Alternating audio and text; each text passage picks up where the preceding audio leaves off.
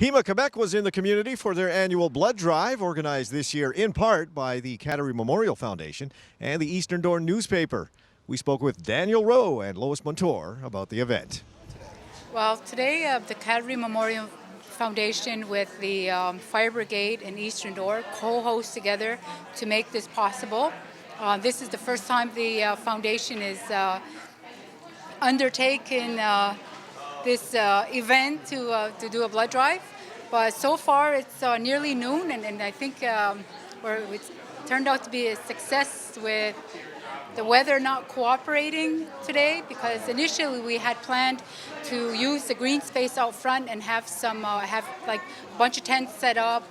Mohawk Spirit was out doing their fundraiser. They're fundraising for their walk coming up in October.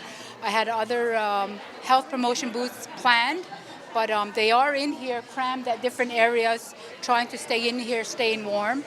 But so far, so good, I think.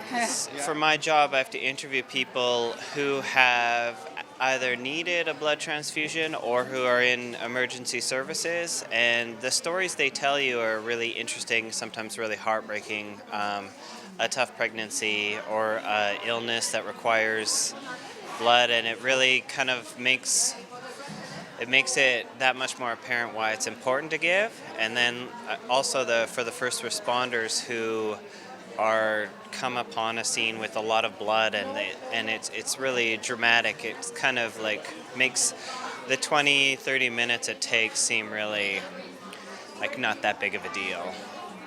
There's been a number of first-time donors, so I'm really happy to see that first-time donors are coming out, and then once Hema-Quebec sends them a card, and then Hema-Quebec also does like follow-up phone calls, and they invite, when there's other blood drives in the local area, whether it be Chateauguay or LaSalle or whatever.